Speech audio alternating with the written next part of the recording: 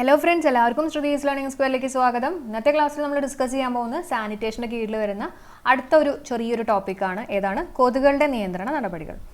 അപ്പോൾ ഇതിൻ്റെ മുമ്പ് 2 വീഡിയോസ് ഞാൻ ചെയ്തിട്ടുണ്ട്. അപ്പോൾ അത് കാണാത്തവരുണ്ടെങ്കിൽ നിങ്ങൾ അത് കാണാൻ ശ്രമിക്കുക. ഞാൻ എന്തായാലും പ്ലേലിസ്റ്റ് ക്രിയേറ്റ് ചെയ്തിട്ടുണ്ട്. അതിൻ്റെ ഒപ്പം തന്നെ വേണമെങ്കിൽ ഞാൻ ഡിസ്ക്രിപ്ഷനിൽ അതിൻ്റെ 2ൻ്റെ ലിങ്ക് കൊടുക്കാം കേട്ടോ. അതേപോലെ തന്നെ നമ്മുടെ ടെലഗ്രാം ചാനലിൻ്റെ ലിങ്കും കൂടെ കൊടുക്കാം. അപ്പോൾ താല്പര്യമുള്ള ആൾക്കാർക്ക് വേണമെങ്കിൽ അതിനകത്തും ജോയിൻ ചെയ്യാം. അപ്പോൾ ഇന്നത്തെ ക്ലാസ്സിൽ നമ്മൾ എന്താ പറയുക, കൊതുകുകളുടെ നിയന്ത്രണ നടപടികളാണ് പഠിക്കുന്നത്. അപ്പം എപ്പോഴും പറയുന്ന പോലെ ചെറിയ കണക്ഷൻസും കാര്യങ്ങളൊക്കെ കൊടുത്ത് തന്നെ നമുക്ക് നമ്മുടെ ക്ലാസ് പഠിക്കാം. അപ്പോൾ കൊതുകുകളുടെ നിയന്ത്രണ നടപടികൾ നമുക്കറിയാമല്ലോ. കൊതുകുകളെയൊക്കെ നമ്മളിങ്ങനെ നിയന്ത്രിക്കണം. അപ്പോൾ ലാർവ സ്റ്റേജിൽ തന്നെ നമ്മളതിനെ കൊല്ലാന്ന് ആലോചിക്കട്ടോ. ലാർവകളെ കൊല്ലലുണ്ട്, പിന്നെ ഏതാ മുതിർന്ന കൊതുകുകളുടെ കൊല്ലൽ. അങ്ങനെ 2 തരത്തിലാണ് പറഞ്ഞിട്ടുള്ളത്. ഇനി ലാർവകളെ കൊല്ലലിന് കീഴിൽ ഒരു 5 പോയിന്റ്സുകളാണ് കൊടുത്തിട്ടുള്ളത്. ഈ 5 പോയിന്റ്സുമാണ് നമ്മൾ ഇന്നത്തെ ക്ലാസ്സിൽ ഡീറ്റെയിൽഡ് ആയിട്ട് പഠിക്കുന്നത്. ഓക്കെ, ശ്രദ്ധിക്കുക. ഫസ്റ്റ് വൺ, പ്രജനന സ്ഥലങ്ങൾ ഇല്ലാതാക്കുക. അടുത്തത് എണ്ണയുടെ ഉപയോഗം, പിന്നെ പാരിസ് ഗ്രീൻ, സിന്തറ്റിക് കീടനാശിനികൾ, ജൈവിക നിയന്ത്രണം. ഇതാണ് 5 പോയിന്റ്സ് വന്നേക്കുന്നത് കേട്ടോ. അപ്പോൾ ഇതിൽ ഓരോ പോയിന്റ്സുകളും നമുക്കൊന്ന് പഠിക്കാം. അപ്പോൾ നമുക്ക് ഫസ്റ്റ് പോയിന്റിലേക്ക് കയറാം. പ്രജനന സ്ഥലങ്ങൾ ഇല്ലാതാക്കുക. ഓക്കെ, എന്ന് പറഞ്ഞാൽ വെള്ളം കെട്ടി നിൽക്കാൻ നമ്മൾ അനുവദിക്കരുത്.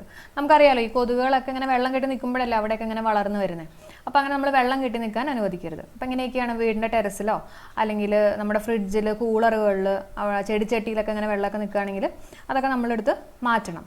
അങ്ങനെയുള്ള കാര്യങ്ങളൊക്കെയാണ് പറഞ്ഞിട്ടുള്ളത് കേട്ടോ. അപ്പോൾ അങ്ങനെയൊക്കെയാണെങ്കിൽ കൊതുകുകൾ അധികം വന്ന് വളരില്ല. അതേപോലെ തന്നെ ആഴ്ചയിൽ 1 പ്രാവശ്യമെങ്കിലും ടാങ്കൊക്കെ നമ്മൾ പൂർണ്ണമായിട്ട് ഇങ്ങനെ കഴുകി വൃത്തിയാക്കിയൊക്കെ വെക്കുക, കിണറൊക്കെ വൃത്തിയാക്കുക, ആ കാര്യങ്ങളൊക്കെയാണ് ഇവിടെ പറഞ്ഞിട്ടുള്ളത്. ഇത്രയും ജസ്റ്റ് ഒന്ന് കേട്ട് മനസ്സിലാക്കിയാൽ മതി കേട്ടോ. അടുത്ത നമുക്ക് എണ്ണയുടെ ഉപയോഗം നോക്കാം. അടുത്ത പോയിന്റ് നോക്കാം, എണ്ണയുടെ ഉപയോഗമാണ്. അപ്പോൾ എണ്ണയുടെ ഉപയോഗം പറഞ്ഞു കഴിഞ്ഞാൽ ഇപ്പോൾ നമുക്കറിയാലോ, വെള്ളത്തിൽ എണ്ണയൊക്കെ വീണ് കഴിഞ്ഞാൽ നമുക്കറിയാം ഒരു ചെറിയൊരു കോട്ടിങ് ഫോം ചെയ്യും അല്ലേ, ഒരു എണ്ണയുടെ ഒരു പാളിയൊക്കെ ഫോം ചെയ്യും. അപ്പോൾ അവിടെ നമ്മുടെ കൊതുകുകൾക്ക് ജീവിക്കാൻ പറ്റില്ല, ശ്വസിക്കാനും ഒക്കെ ബുദ്ധിമുട്ടായിരിക്കും. അപ്പോൾ അതാണ് എണ്ണയുടെ ഉപയോഗം കേട്ടോ. നമ്മുടെ സെക്കൻഡ് പോയിന്റ് ആണ്. അപ്പോൾ ഇതിനകത്ത് നമുക്ക് കുറച്ച് എണ്ണകളൊക്കെ പഠിക്കാനുണ്ട് കേട്ടോ. ജസ്റ്റ് ഒന്ന് കേട്ടു പോവുക. കറുവപ്പട്ട എണ്ണയുണ്ട്, പിന്നെ വേപ്പെണ്ണ, ലവേൻഡർ എണ്ണ, സോയാബീൻ എണ്ണ, ഇഞ്ചിപ്പുല്ല്, മണ്ണെണ്ണ, കരി ഓയിൽ, ഇവയൊക്കെ നമ്മൾ ഉപയോഗിക്കുകയാണ്. ഇതൊക്കെ നമ്മൾ ഉപയോഗിച്ച് കഴിഞ്ഞാൽ കൊതുകിൻ്റെ മുട്ടകളെ നശിപ്പിക്കാനാണ് നമ്മൾ ഈ എണ്ണകളൊക്കെ യൂസ് ചെയ്യണമെന്ന് ജസ്റ്റ് ഒന്ന് ഓർക്കുക. പിന്നെ ഇമ്പോർട്ടൻ്റ് ആയിട്ടുള്ള 2 പോയിന്റ് ഉണ്ട്. ഒന്ന്, കൈതച്ചക്ക തോട്ടങ്ങളിൽ ലാർവകളെ നശിപ്പിക്കാൻ ഉപയോഗിക്കുന്ന ഏത് എണ്ണയാണ്? ഇങ്ങനെ വേണമെങ്കിൽ ഒരു ചോദ്യം വരാം. ഏതെണ്ണയാണ്? വേപ്പിൻ പിണ്ണാക്കിൻ്റെ എണ്ണയാണ് കേട്ടോ. കൈതച്ചക്ക തോട്ടങ്ങളിൽ ലാർവകളെ നശിപ്പിക്കാൻ ഉപയോഗിക്കുന്ന എണ്ണ വേണമെങ്കിൽ എക്സാമ്പിൾസ് ലവേൻഡർ എണ്ണ, കാശിത്തുമ്പ എണ്ണ, അങ്ങനെ കുറേ വേണമെങ്കിൽ ചോദിക്കാം. അപ്പോൾ ഓർത്ത് വയ്ക്കണം, വേപ്പിൻ പിണ്ണാക്കിൻ്റെ എണ്ണ. എങ്ങനെ ആലോചിക്കുന്നത്? നമ്മുടെ കൈതച്ചക്ക കറിയിനകത്തൊക്കെ നമ്മൾ ഒരുപാട് വേപ്പിലിടം എന്ന് ഓർത്താൽ മതി കേട്ടോ. വേപ്പിൻ പിണ്ണാക്കിൻ്റെ എണ്ണ. അടുത്ത പോയിന്റ് നോക്കാം. മലേറിയ പരത്തുന്ന കൊതുകിനെ അകറ്റാൻ ഉപയോഗിക്കുന്ന എണ്ണ ഏതെന്ന് ചോദിക്കുകയാണെങ്കിൽ കാശിത്തുമ്പ എണ്ണ. ഏതാണ്? മലേറിയ പരത്തുന്ന കൊതുകിനെ അകറ്റാൻ ഉപയോഗിക്കുന്ന എണ്ണ ഏതാണ്? കാശിത്തുമ്പ എണ്ണയാണ്. അപ്പോൾ നമ്മുടെ മാലയ്ക്കൊക്കെ ഭയങ്കര കാശാണെന്നൊക്കെ ഒന്ന് ഓർത്ത് വെച്ചാൽ മതി കേട്ടോ. മലേറിയ പരത്തുന്ന കൊതുകിനെ അകറ്റാൻ ഉപയോഗിക്കുന്ന എണ്ണ കാശിത്തുമ്പ എണ്ണ. അടുത്ത പോയിന്റ് പാരിസ് ഗ്രീൻ. ഈ 3ാമത്തെ പോയിന്റിലെത്തി കേട്ടോ, പാരിസ് ഗ്രീൻ. അപ്പോൾ ഈ പാരിസ് ഗ്രീൻ എന്ന് പറഞ്ഞാൽ അതിൻ്റെ കളർ തന്നെ നമുക്ക് ആദ്യം പഠിക്കാം. നീല പച്ച നിറമുള്ള ഒരു രാസസംയുക്തമാണ് ഈ പാരിസ് ഗ്രീൻ എന്ന് പറയുന്നത് കേട്ടോ. അത് മാത്രമല്ല, അതിന് ഭയങ്കര ഉയർന്ന വിഷാംശമുള്ളൊരു കീടനാശിനിയും കൂടിയാണ്. അപ്പോൾ ആ 2 പോയിന്റുകൾ ഓർത്ത് വെച്ചേക്കുക. നീല പച്ച നിറമാണെന്ന് ഓർത്ത് വെച്ചേക്കുക. അതുപോലെ തന്നെ ഭയങ്കര ഉയർന്ന വിഷാംശമുള്ളൊരു കീടനാശിനിയാണെന്നും കൂടെ ഓർത്ത് വെച്ചേക്കുക. പിന്നെ പാരിസ് ഗ്രീനിൽ അടങ്ങിയിരിക്കുന്ന അയോണുകൾ ഏതൊക്കെയാണ്? കോപ്പർ ഉണ്ട്, അസറ്റേറ്റ് ഉണ്ട്, അർസനൈറ്റ് അയണുകളുണ്ട്. ഒന്ന് ഓർത്ത് വെച്ചേക്കുക. ഏതൊക്കെയാണ്? കോപ്പർ, അസറ്റേറ്റ്, അർസനൈറ്റ് അയണുകൾ. ഓക്കെ, അടുത്ത നമുക്ക് പാരിസ് ഗ്രീൻ്റെ രാസനാമം ഒന്ന് നോക്കാം. നമുക്കറിയാലോ, ഈ രാസനാമവും കാര്യങ്ങളൊക്കെ പലപ്പോഴും ആയിട്ട് പലതിൻ്റെയും ചോദിച്ച് നമ്മൾ എക്സാമിന് കണ്ടിട്ടുണ്ട്. അപ്പോൾ അതുകൊണ്ട് തന്നെ ഇതിൻ്റെ രാസനാമം കൂടെ ജസ്റ്റ് ഒന്ന് ഓർത്ത് വയ്ക്കുക. കോപ്പർ 2 ആണ്. കോപ്പർ 2 ആണ് കേട്ടോ. കോപ്പർ 2 അസറ്റേറ്റ് പ്രയാർസിനേറ്റും അതുപോലെ തന്നെ കോപ്പർ 2 അസറ്റോ അർസനൈറ്റുമാണ്. അപ്പോൾ പാരിസ് ആണ്, പാവസിറ്റൻ ഉണ്ടെന്നൊക്കെ ഓർത്ത് വെച്ചേക്കുക. പ്രയാർസിനേറ്റ് കേട്ടോ. കോപ്പർ 2 അസറ്റേറ്റ് പ്രയാർസിനേറ്റും കോപ്പർ 2 അസറ്റോ അർസനേറ്റും. ജസ്റ്റ് ഒന്ന് ഐഡൻറ്റിഫൈ ചെയ്താൽ മതിയല്ലോ. നമുക്ക് ഓപ്ഷൻസ് ഉണ്ട്. അപ്പോൾ എന്തെങ്കിലുമൊക്കെ ഒരു കുഞ്ഞു കീവേഡ്സ് ഒക്കെ അവിടെ ഒന്ന് കണക്ട് ചെയ്ത് വെച്ചേക്കുക. ഇനി നമുക്ക് പാരിസ് ഗ്രീൻ അറിയപ്പെടുന്ന മറ്റു പേരുകൾ നോക്കാം. എന്തൊക്കെയാണ്? Schweinfurt green, emerald green, Vienna green. അപ്പോൾ അതെങ്ങനെയാണ് ആലോചിക്കുന്നത്? ചെറിയൊരു കോഡ് ഞാൻ പറഞ്ഞുതരാം. നിങ്ങൾ ജസ്റ്റ് ഷേവ് എന്ന് ഓർത്താൽ മതി. പാരിസിലെല്ലാവരും ഷേവ് ചെയ്തിട്ടാണെന്ന് ഓർത്താൽ മതി. അപ്പോൾ നമ്മുടെ കോഡ് പറയാണ്. അപ്പോൾ ഷാ വെച്ചിട്ട് ഷ്വെയിൻഫർട്ട് കിട്ടിയല്ലോ. ഷേവിൻ്റെ ഷായാണ്. ഷ്വെയിൻഫർട്ട് ഗ്രീൻ കിട്ടി. പിന്നെ ഷേവ് എ ആണ്. അപ്പോൾ എമറാൾഡ് കിട്ടി. പിന്നെ ഏതാണ്? വായാണ് വരുന്നത്. അപ്പോൾ വിയന്ന എന്നുള്ളതും കിട്ടി കേട്ടോ. അപ്പോൾ ഷേവ് എന്നുള്ള രീതിയിൽ ജസ്റ്റ് ഒന്ന് കണക്ട് ചെയ്ത് വയ്ക്കുക. പാരിസിലെല്ലാവരും ഷേവ് ചെയ്തിട്ടാണ്. അപ്പോൾ Schweinfurt green, emerald green, Vienna green. അടുത്ത് നോക്കാം. കൊതുക് പരത്തുന്ന മലേറിയ നിയന്ത്രിക്കാനും പാരിസ് ഗ്രീൻ ഒരു കാലത്ത് ഉപയോഗിച്ചിരുന്നു. ഇതൊക്കെ ജസ്റ്റ് കേട്ടു പോവുക. പാരിസ് ഗ്രീൻ കളനാശിനിയായിട്ട് ഫലപ്രദമായിട്ട് ഉപയോഗിക്കുന്നു. ഇത് ഇമ്പോർട്ടൻ്റ് ആണ്. കാരണം കളനാശിനിയായിട്ട് ഉപയോഗിക്കുന്നത് ഇതിനകത്ത് ഏതാണെന്നുള്ള രീതിയിൽ വേണമെങ്കിൽ ചോദിക്കാം. ഏതാ? പാരിസ് ഗ്രീൻ ആണ്. കളനാശിനി എന്ന് പറഞ്ഞാൽ വീഡിസൈഡ് ആണ്. വീഡ്സ് എന്നൊക്കെ പറഞ്ഞാൽ നിങ്ങൾക്ക് അറിയാലോ, നമ്മുടെ നമുക്ക് ആവശ്യമുള്ള ചെടികളുടെ ഒപ്പം അല്ലാണ്ട് വളരുന്ന ഈ പുല്ല് പോലത്തെ ഇതിനൊക്കെയാണ് നമ്മൾ ഈ കള എന്നൊക്കെ പറയുന്നത്. അപ്പോൾ കളനാശിനിയായിട്ട് നമ്മൾ ഉപയോഗിക്കുന്നത് എന്താണ്? Paris green. അപ്പോൾ പാരിസ് ഗ്രീനിൻ്റെ രാസനാമം എന്ന് പറഞ്ഞാൽ എന്താ? കോപ്പർ ടു അസിറ്റേറ്റ് പ്രയാർസനേറ്റും അതുപോലെ തന്നെ copper to അസറ്റോ arsenate. Paris green അറിയപ്പെടുന്ന മറ്റു പേരുകൾ ചോദിക്കുകയാണെങ്കിൽ ഷെയ്വ് എന്ന് ഓർക്കുക, പാരീസിൽ ഷെയ്വ് എന്ന് ഓർക്കുക. അപ്പോൾ ഷാ വെച്ചിട്ട് ഷ്വെയിൻഫെർട്ട് ഗ്രീൻ കിട്ടി, എ വെച്ചിട്ട് എമറാൾഡ് ഗ്രീൻ, വാ വെച്ചിട്ട് വിയന്ന ഗ്രീൻ. ഓർക്കാലോ. അടുത്ത പോയിന്റ് നോക്കാം, സിന്തറ്റിക് കീടനാശിനികളാണ്. സിന്തറ്റിക് കീടനാശിനികൾ മാനദണ്ഡങ്ങൾ അനുസരിച്ച് മാത്രമാണ് നമ്മൾ ഉപയോഗിക്കേണ്ടത്. അപ്പോൾ കുറച്ച് റൂൾസും കാര്യങ്ങളൊക്കെ ഉണ്ട്, മാനദണ്ഡങ്ങളും കാര്യങ്ങളൊക്കെ ഉണ്ട് അല്ലേ. അപ്പോൾ എന്തൊക്കെയാണ് മാനദണ്ഡങ്ങൾ എന്നുള്ളത് നമുക്ക് നോക്കാം. അപ്പോൾ അവിടെ 2 പോയിന്റുകളാണ് പറഞ്ഞിട്ടുള്ളത്. അതായത് ഇങ്ങനെ വെള്ളം കെട്ടി നിൽക്കുന്ന സ്ഥലങ്ങളിൽ മാത്രമേ നമ്മൾ ഈ സിന്തറ്റിക് കീടനാശിനികൾ ഉപയോഗിക്കാൻ പാടുള്ളൂ. എന്താണെന്ന് വെച്ചിട്ടുണ്ടെങ്കിൽ ഇപ്പം വെള്ളം ഇങ്ങനെ ഒഴുകി പോവുകയാണെങ്കിൽ നമ്മൾ ആ കീടനാശിനി സിന്തറ്റിക് കീടനാശിനി ഉപയോഗിച്ചിട്ടുണ്ടെങ്കിൽ അതൊക്കെ പുഴയിലേക്കൊക്കെ പോയി അവിടെയുള്ള അക്വാട്ടിക് ഓർഗാനിസത്തിനൊക്കെ അത് എഫക്റ്റ് ചെയ്യും. അപ്പം അതുകൊണ്ട് തന്നെ വെള്ളം കെട്ടി നിൽക്കുന്ന സ്ഥലങ്ങളിൽ മാത്രമായിരിക്കും നമ്മൾ ഈ സിന്തറ്റിക് കീടനാശിനികൾ ഉപയോഗിക്കുന്നത്. അതൊരു പോയിന്റ്. അടുത്ത പോയിന്റ് എന്ന് പറഞ്ഞാൽ നമ്മുടെ ലാർവ ഭോജ്യ മത്സ്യങ്ങൾ ഇല്ലാത്ത സ്ഥലങ്ങളിൽ വേണം നമ്മളിത് മെയിനായിട്ട് ഉപയോഗിക്കാൻ. കാരണം അതേപോലെ തന്നെ ലാർവേനെ അല്ലെങ്കിൽ കൂത്താടീനെയൊക്കെ ഭക്ഷിക്കുന്ന മത്സ്യങ്ങളെ അല്ലെങ്കിൽ അത് എഫക്റ്റ് ചെയ്യും, അതൊക്കെ ചത്തുപൊങ്ങും. അപ്പോൾ അതുകൊണ്ട് തന്നെ ലാർവ ഭോജ്യ മത്സ്യങ്ങളില്ലാത്ത ഓടകളിലും കൂത്താടി നാശികളായിട്ടുള്ള ടെമിഫോസ്, ഫെന്തിയോൺ തുടങ്ങിയവ സ്പ്രേ പമ്പ് ഉപയോഗിച്ചിട്ട് തളിക്കുന്നതാണ്. അപ്പോൾ നമുക്കിവിടെ 2 വേറെ പോയിന്റ്സ് കിട്ടിയിട്ടോ. എന്തൊക്കെയാണ്? ടെമിഫോസ്, ഫെന്തിയോൺ. ഇത് രണ്ടും എന്താണ്? സിന്തറ്റിക് കീടനാശിനികളാണ്. വീണ്ടും വേണമെങ്കിൽ ഒരു ചോദ്യം പ്രതീക്ഷിക്കാം. സിന്തറ്റിക് കീടനാശിനികളുടെ ഒരു 4 ഓപ്ഷൻസ് കൊടുത്തിട്ട് ഏതൊക്കെയാണെന്ന് ഐഡന്റിഫൈ ചെയ്യാം അല്ലേ. അപ്പോൾ നമ്മൾ എങ്ങനെയാണ് ആലോചിക്കുന്നത്? ചെറിയൊരു കണക്ഷനാണ്. നമുക്കറിയാം സിന്തറ്റിക് കീടനാശിനികൾ എന്നൊക്കെ പറയുമ്പോൾ മാനദണ്ഡങ്ങളും കാര്യങ്ങളൊക്കെ ഉണ്ട്. നമ്മൾ 2 മാനദണ്ഡങ്ങളിലൂടെ പഠിച്ചു അല്ലേ. അപ്പോൾ അതുകൊണ്ട് തന്നെ മാനദണ്ഡങ്ങളൊക്കെ ഉള്ളതുകൊണ്ട് കുറച്ച് ടഫാണ് ആലോചിക്കുക കേട്ടോ. ടഫ് TF എന്നാട്ടോ ഞാൻ കണക്ട് ചെയ്തിരിക്കുന്നത്. അപ്പോൾ ടായും ഉണ്ട്, ഫായും ഉണ്ട്. ഓക്കെ. അപ്പോൾ ഏതൊക്കെയാണ്? ടെമിഫോസും അതുപോലെ തന്നെ ഫെന്തിയോൺ. അടുത്ത 2 പോയിന്റ് നോക്കാം, ജസ്റ്റ് കേട്ടുപോവുക. കൈതച്ചക്ക തോട്ടങ്ങളിൽ ടെമിഫോസ് കീടനാശിനി നമ്മൾ വെള്ളത്തിൽ മിക്സ് ചെയ്തിട്ടൊക്കെയാണ് ഉപയോഗിക്കുന്നതെന്നാണ് കൊടുത്തിട്ടുള്ളത്. അപ്പോൾ ഇവിടെ എന്താ പറഞ്ഞിട്ടുള്ളത്? നമ്മൾ നേരത്തെ ഒരു കൈതച്ചക്ക റിലേറ്റഡ് ആയിട്ടുള്ള ഒരു ക്വസ്റ്റ്യൻ കണ്ടിരുന്നല്ലോ. എന്തായിരുന്നു അത്? കൈതച്ചക്ക തോട്ടങ്ങളിൽ ഉപയോഗിക്കുന്ന ഏതായിരുന്നു? എണ്ണയായിരുന്നില്ലേ? കൈതച്ചക്ക തോട്ടങ്ങളിൽ ഉപയോഗിക്കുന്ന എണ്ണ ഏതായിരുന്നു? വേപ്പിൻ പിണ്ണാക്ക് എണ്ണയായിരുന്നു. നമ്മൾ പറഞ്ഞിരുന്നു നമ്മുടെ കൈതച്ചക്ക കറിയിനകത്ത് നമ്മൾ ഒരുപാട് വേപ്പൊക്കെ ഇടും എന്നുള്ള രീതിയിലൊക്കെ അല്ലേ, കണക്ട് ചെയ്ത് പറഞ്ഞിരുന്നു. പക്ഷേ ഇവിടെ ചോദിച്ചിട്ടുള്ളത് എന്താ? ഈ പറഞ്ഞ പോലെ സിന്തറ്റിക് കീടനാശിനി ഏതാണെന്ന് ചോദിക്കുകയാണെങ്കിൽ, കൈതച്ചക്ക തോട്ടങ്ങളിൽ ഉപയോഗിക്കുന്ന സിന്തറ്റിക് കീടനാശിനി ഏതാണെന്ന് ചോദിക്കുകയാണെങ്കിൽ ആൻസർ ടെമിഫോസ് ആണ്. അപ്പോൾ അവിടെ വേണമെങ്കിൽ ഓപ്ഷനിൽ വേപ്പിൻ പിണ്ണാക്ക് എണ്ണ എന്നൊക്കെ പറഞ്ഞ് വേണമെങ്കിൽ കൊടുക്കാം കേട്ടോ. അപ്പോൾ കൺഫ്യൂസ് ആവരുത്. അതേപോലെ തന്നെ അടുത്ത പോയിന്റ് എന്ന് പറഞ്ഞാൽ ഇങ്ങനെ വാഹനങ്ങളുടെ ടയർ കൂട്ടി വെച്ചിരിക്കുന്ന സ്ഥലങ്ങളിലും അതേപോലെ തന്നെ റീഡിംഗ് കേന്ദ്രങ്ങൾ, ട്യൂബ് ഒട്ടിക്കുന്ന കടകൾ, ഇവിടെയൊക്കെ നമ്മൾ ടെമിഫോസ് അല്ലെങ്കിൽ ബയോടെക്സ് തരികളൊക്കെ ഒരു പ്രത്യേക ഒരു അളവിലൊക്കെ തളിക്കാനാണ് പറഞ്ഞിട്ടുള്ളത്. ഓക്കെ ആണല്ലോ. അപ്പോൾ 2 പോയിന്റ് കിട്ടിയില്ലേ. അപ്പോൾ കൈതച്ചക്ക മറക്കണ്ട കേട്ടോ. ടെമിഫോസ് ഉണ്ട്, അതുപോലെ തന്നെ നമ്മുടെ വേപ്പിൻ പിണ്ണാക്ക് എണ്ണയുണ്ടെന്നുള്ളത് ഓർത്ത് വയ്ക്കുക. ടെമിഫോസ് ഏതാ? സിന്തറ്റിക് ആണ്. വേപ്പിൻ പിണ്ണാക്ക് എണ്ണ നമ്മുടെ എണ്ണയാണെന്നുള്ളത് ഓർത്ത് വയ്ക്കുക കേട്ടോ.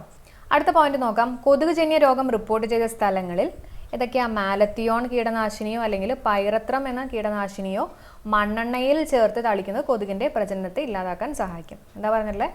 കൊതുകുജന്യ രോഗം റിപ്പോർട്ട് ചെയ്ത സ്ഥലങ്ങളിൽ. അപ്പോൾ കൊതുകുജന്യ രോഗം റിപ്പോർട്ട് ചെയ്ത സ്ഥലങ്ങളിൽ ഉപയോഗിക്കുന്ന മണ്ണെണ്ണയുടെ ഒപ്പം ഉപയോഗിക്കുന്ന കീടനാശിനികൾ ജസ്റ്റ് ഒന്ന് നോട്ട് ചെയ്ത് വയ്ക്കുക. ഏതൊക്കെയാണ്? മാലത്തിയോണും പൈറത്രം. അപ്പോൾ ഇങ്ങനെ വേണമെങ്കിൽ നമുക്കൊന്ന് ആലോചിക്കാം. ഈ കൊതുകുജന്യ രോഗം റിപ്പോർട്ട് ചെയ്ത സ്ഥലങ്ങളാണ്. അപ്പോൾ റിപ്പോർട്ടൊക്കെ ചെയ്തിട്ടുള്ള സ്ഥലങ്ങളാണ്. അപ്പോൾ റിപ്പോർട്ട് ചെയ്യണത് പത്രം വഴിയാണെന്നൊക്കെ ഒന്ന് കണക്ട് ചെയ്യാലോ. പൈറത്രം കേട്ടോ. പൈറത്രം അതുപോലെ തന്നെ മാലത്തിയോൺ ആണെന്നും കൂടെ ഒന്ന് ഓർത്ത് വെച്ചേക്കുക. അടുത്ത പോയിന്റ് നോക്കാം. വീടിനകത്തും പുറത്തും കൊതുകുകളെ നിയന്ത്രിക്കാൻ ഉപയോഗിക്കുന്ന ഒരു തരം കീടനാശിനിയാണ് ലാർവിസൈഡ് എന്ന് പറയുന്നത്. ലാർവകളെ കൊല്ലുക അല്ലേ, ലാർവിസൈഡ്. ഓക്കെ. ഇനി മികച്ച ലാർവിസൈഡായിട്ട് നമ്മൾ ഏതാ ഉപയോഗിക്കണം എന്നുള്ളത് ജസ്റ്റ് നോക്കാം കേട്ടോ. വ്യാപകമായിട്ട് നമ്മൾ ഉപയോഗിക്കുന്നതാണ് ഏതാണ്? ഡൈഫ്ലൂ ബെൻസുറോൺ ആണ്. ഏതാണ്? ഡൈഫ്ലൂ ബെൻസുറോൺ. അപ്പോൾ ചെറിയൊരു കണക്ഷൻ നമുക്ക് കൊടുക്കാം അല്ലേ. ലാർവിസൈഡ് എന്ന് പറയുമ്പോൾ ഡൈഫ്ലൂ ബെൻസുറോൺ. ലാർവിസൈഡ് ഏതാണെന്നൊക്കെ വേണമെങ്കിൽ ഒരു ചോദ്യം വരാം. ഡൈഫ്ലൂ ബെൻസുറോൺ. അപ്പോൾ നമ്മുടെ ബെൻസ് കാർ ഒരു സൈഡിലേക്കൊക്കെ ഒതുക്കി വെക്കുന്ന രീതിയിലൊക്കെ ഒന്ന് കണക്ട് ചെയ്യാം. ബെൻസ് കാറും ലോറിയോ ഒക്കെ ഒരു സൈഡിലേക്ക് മാറ്റി വെക്കുന്ന രീതിയിലൊക്കെ ഒന്ന് കണക്ട് ചെയ്ത് വെച്ചേക്കാം കേട്ടോ.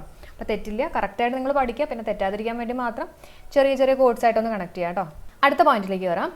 ആധുനിക സിന്തറ്റിക് കീടനാശിനികളിൽ ആദ്യമായിട്ട് വികസിപ്പിച്ചെടുത്തത് ഏതാ? DDT ആണ്. നിങ്ങൾക്ക് അറിയാമെന്ന് തന്നെ വിശ്വസിക്കുകയാണ്. DDTയുടെ പൂർണ്ണരൂപം എപ്പോഴും എക്സാമിന് പല പ്രാവശ്യം ചോദിച്ചിട്ടുള്ളതാണ്. എന്താ?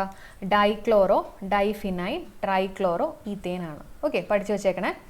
അടുത്ത പോയിന്റ് നോക്കാം. മലേറിയ, ടൈഫസ്, പ്രാണികളാൽ പകരുന്ന മറ്റു രോഗങ്ങൾ, ഇതിൻ്റെയൊക്കെ നിർമ്മാർജ്ജത്തിന് വേണ്ടിയിട്ടാണ് നമ്മൾ DDT ആദ്യം ഉപയോഗിച്ചിട്ടുണ്ടായിരുന്നത്.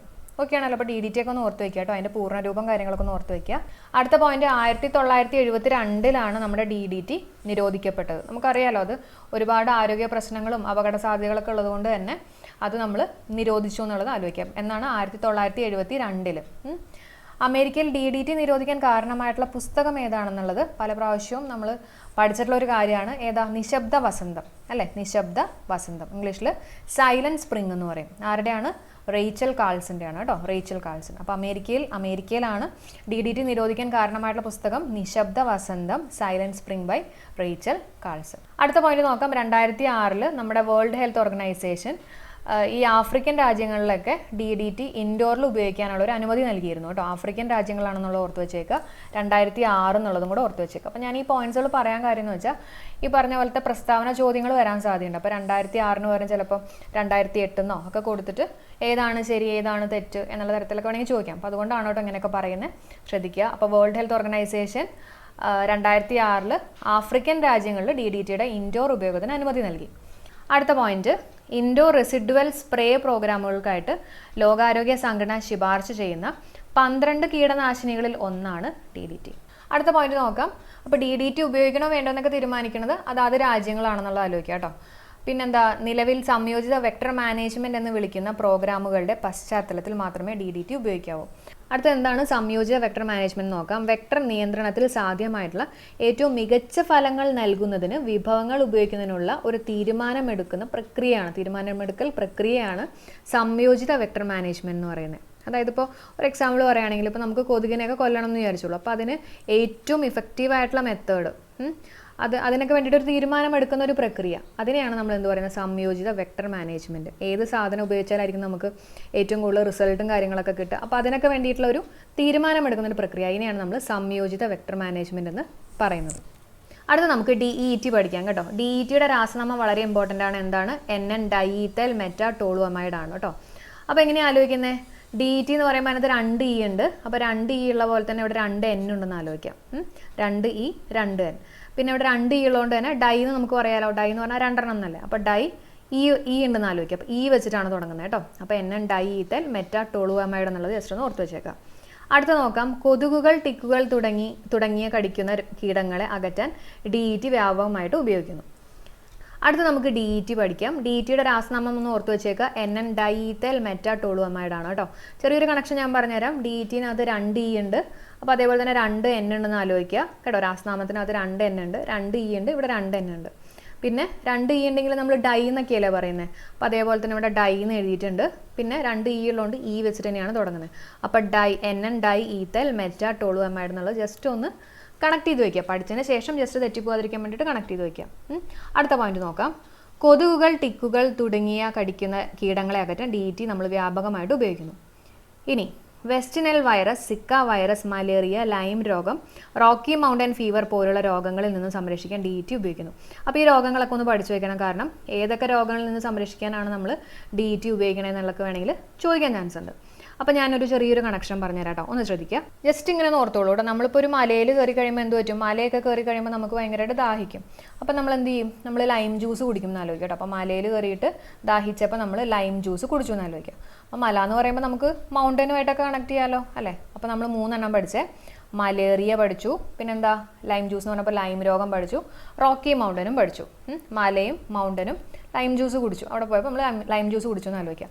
അങ്ങനെ ലൈം ജ്യൂസ് കുടിച്ചു കഴിഞ്ഞപ്പോഴേക്കും എന്ത് പറ്റി? നമ്മൾ സിക്കായി കേട്ടോ. അത് പ്രശ്നമുള്ളൊരു ലൈം ജ്യൂസ് ആയിരുന്നു. അപ്പോൾ നമ്മൾ സിക്കായെന്ന് ആലോചിക്കുക. സിക്ക വൈറസ് കിട്ടി. ഓക്കെ ആണല്ലോ. അപ്പോൾ നമുക്ക് സിക്ക വൈറസ് കിട്ടി. ഇനി എന്ത് ചെയ്യണം? റെസ്റ്റ് എടുക്കണം എന്ന് ആലോചിക്കുക അല്ലേ. സിക്കല്ലേ.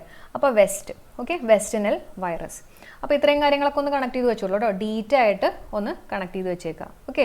അതേപോലെ തന്നെ പ്രാണികളെ അകറ്റാൻ ആളുകളുടെ ചർമ്മത്തിൽ നേരിട്ട് പ്രയോഗിക്കുന്നതിനാണ് DET രൂപകൽപ്പന ചെയ്തിരിക്കുന്നത് കേട്ടോ. അപ്പോൾ നമുക്ക് നേരിട്ട് നമ്മുടെ സ്കിന്നിൽ അത് ഉപയോഗിക്കാൻ പറ്റും, പ്രാണികളൊക്കെ അകറ്റാൻ വേണ്ടി. നമ്മൾ ഈ കൊതുക് കടിക്കാതിരിക്കാൻ വേണ്ടിയിട്ട് ഓരോ ക്രീമും കാര്യങ്ങളൊക്കെ പറ്റാറില്ലേ. അപ്പോൾ അങ്ങനെയൊക്കെ ഒന്ന് അതാണോ എന്ന് എനിക്കറിയില്ല.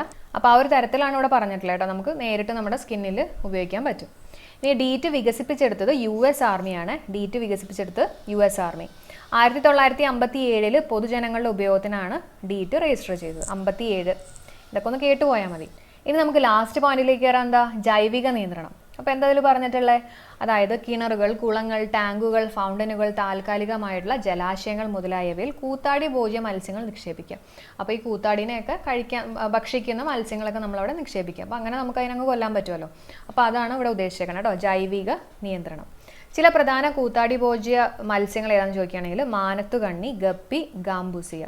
ഈ ഗാംബൂസിയ കഴിഞ്ഞ ഏതോ ഒരു എക്സാമിന് ചോദിച്ചായിട്ട് എനിക്ക് ഓർമ്മയുണ്ട്. അപ്പോൾ ഗാംബൂസിയ ഒന്ന് ഓർത്ത് വെച്ചേക്കുക. പിന്നെ ഏതാ? ഗപ്പി, മാനത്തുകണ്ണി. ഓക്കെ, അപ്പം കിട്ടിയെന്ന് വിശ്വസിക്കുകയാണ്. അടുത്ത പോയിന്റ് നോക്കാം. കൊതുക് നിർമ്മാർജ്ജനത്തിനായിട്ട് ഉപയോഗിച്ച് വരുന്ന മണ്ണിൽ കാണപ്പെടുന്ന ബാക്ടീരിയകൾ. അപ്പോൾ അത്യാവശ്യം വലിയ വലിയ പേരുകളുള്ള ബാക്ടീരിയയാണ്. ചെറിയ സാധനമാണെങ്കിലും പക്ഷേ വലിയ പേരുകളൊക്കെയാണ് കേട്ടോ. അപ്പോൾ നമുക്ക് എക്സാം പോയിന്റ് ഓഫ് വ്യൂവിൽ ഞാൻ ചെറിയ നിങ്ങൾക്ക് ഓർക്കാൻ പറ്റുന്ന തരത്തിലുള്ള ചെറിയ കണക്ഷൻസ് പറഞ്ഞുതരാം. അപ്പോൾ എക്സാമിന് നമുക്ക് 4 ഓപ്ഷൻസ് കൊടുത്തിട്ട് നമുക്ക് ജസ്റ്റ് ഐഡൻറ്റിഫൈ ചെയ്താൽ മതിയല്ലോ. അപ്പോൾ അതിന് വേണ്ടിയിട്ടുള്ള രീതിയിലാണ് കേട്ടോ കണക്ട് ചെയ്ത് പറയുന്നത്. അപ്പോൾ നമുക്ക് ആദ്യം പേരുകൾ ജസ്റ്റ് ഒന്ന് വായിക്കാം, എന്നിട്ട് ഞാൻ ചെറിയ കണക്ഷൻ പറയാം കേട്ടോ. ബാസിലസ് തുറിഞ്ചിയൻസിസ് ഇസ്രയേലിയൻസിസ് BTI എന്ന് പറയും. പിന്നെ ഏതാ? സക്കറോ പോളിസ്പോറ സ്പിനോസ, ലെസിനി ബാസിലസ് സ്ഫെറിക്കസ്. ഓക്കെ, അപ്പോൾ ഇതിന് നമുക്ക് ചെറിയൊരു കോഡ് കൊടുക്കാം കേട്ടോ. അതായത് ഇസ്രായേലിൽ നിന്ന് വന്നിട്ടുള്ള നമ്മുടെ നിവിൻ പോളിക്ക് ലസ്സി കുടിച്ചപ്പോൾ എന്തായി? സ്ഫെറിക്കലായി എന്ന് ആലോചിക്കുക. അതായത് ഉരുണ്ട് വന്നു, ഇങ്ങനെ സ്ഫെറിക്കൽ ഫോം എന്നൊക്കെ പറയില്ല. അപ്പോൾ നമ്മൾ ലസ്സി കുടിച്ചു കഴിഞ്ഞപ്പോൾ സ്ഫെറിക്കലായി എന്ന് ഓർക്കുക. അപ്പോൾ ഏതൊക്കെയാണ് ഇസ്രായേലിൽ നിന്ന് വന്നിട്ടുള്ളത്? നമുക്ക് BT ബാസിലസ് തുറിഞ്ചിയൻസിസ്, നമ്മുടെ BT വഴുതനങ്ങ എന്നൊക്കെ നമ്മൾ പഠിച്ചിട്ടൊക്കെ ഉള്ളതാണ്. അപ്പോൾ ബാസിലസ് തുറിഞ്ചിയൻസിസ് ഇസ്രായേലിയൻസിസ്. അപ്പോൾ ഇസ്രായേലിൽ നിന്ന് വന്നിട്ടുള്ള നമ്മുടെ നിവിൻ പോളിക്ക് പോളിസ്പോറോ സ്പിനോസ. എല്ലാതൊന്നും ഓർത്ത് വെച്ചില്ലെങ്കിലും ചെറിയ ഒരു വാക്കെങ്കിലും ഓർത്ത് വയ്ക്കുക. അപ്പോൾ ഇസ്രായേലിൽ നിന്ന് വന്നിട്ടുള്ള നമ്മുടെ നിവിൻ പോളിക്ക് ലസ്സി കുടിച്ചു കഴിഞ്ഞപ്പോൾ എന്ത് പറ്റി? നല്ല സ്ഫെറിക്കൽ ഷേപ്പായി എന്നൊക്കെ ജസ്റ്റ് ഒന്ന് കണക്ട് ചെയ്ത് വെച്ചേക്കാം. അപ്പോൾ ഇതൊക്കെ എന്തിൻ്റെ ഉദാഹരണങ്ങളാണ്? കൊതുക് നിർമ്മാണത്തിനായിട്ട് ഉപയോഗിച്ച് വരുന്ന മണ്ണിൽ കാണപ്പെടുന്ന ബാക്ടീരിയകൾ. അപ്പോൾ ജസ്റ്റ് ഓർത്തോ, ഇസ്രായേലിൽ നിന്ന് വന്നിട്ടുള്ള നമ്മുടെ നിവിൻ പോളി മണ്ണിൽ കാലുകുത്തിയെന്നോ, അപ്പോൾ മണ്ണിലുമായിട്ടൊക്കെ ജസ്റ്റ് ഒന്ന് കണക്ഷൻ കൊടുക്കാം. ഇനി ലാസ്റ്റ് പോയിന്റ് ആണ് ലെസിനി ബാസിലസ് ഫെറിക്കസ് ഈഡിസ് ഈജിപ്തിയിൽ പ്രവർത്തിക്കുന്നില്ല എന്നുള്ളതും കൂടെ ഓർത്ത് വെച്ചേക്കാം. ലെസിനി ബാസിലസ് ഫെറിക്കസ് ഈഡിസ് ഈജിപ്തിയിൽ പ്രവർത്തിക്കുന്നില്ല എന്നും കൂടി ഓർത്ത് വെച്ചേക്കാം. അപ്പോൾ ഇത്രയും കാര്യങ്ങളാണ് നമുക്ക് ഇന്നത്തെ ക്ലാസ്സിൽ ഡിസ്കസ് ചെയ്യാനുള്ളത്. അപ്പം അത്യാവശ്യം ഒരു ഇത്തിരി ബോറടിക്കുന്ന ഒരു ചെറിയൊരു ടോപ്പിക്കായിരുന്നു. അപ്പം മാക്സിമം കണക്ഷൻസും കാര്യങ്ങളൊക്കെ വെച്ചിട്ട് ചെയ്യാൻ ശ്രമിച്ചിട്ടുണ്ട്. അപ്പോൾ നിങ്ങൾക്ക് ക്ലാസ് യൂസ്ഫുൾ ആയിട്ട് തോന്നിയിട്ടുണ്ടെങ്കിൽ എപ്പോഴും പറയുന്ന പോലെ ആദ്യം കമൻറ്റ് ചെയ്യുക. പിന്നെ ഇഷ്ടപ്പെട്ടിട്ടുണ്ടെങ്കിൽ തീർച്ചയായിട്ടും നിങ്ങൾ ലൈക്ക് ചെയ്യുക, ഫ്രണ്ട്സിൻ്റെ അടുത്തൊക്കെ മാക്സിമം ഷെയർ ചെയ്യുക, സപ്പോർട്ട് ചെയ്യുക. നമ്മുടെ ചാനലിനെ കുറിച്ച് അധികം അറിയാത്ത ആൾക്കാരും കാര്യങ്ങളൊക്കെ ഉണ്ട്. അപ്പോൾ അതുകൊണ്ട് നിങ്ങളുടെ സപ്പോർട്ട് വളരെ ഇമ്പോർട്ടൻ്റ് ആണ് കേട്ടോ.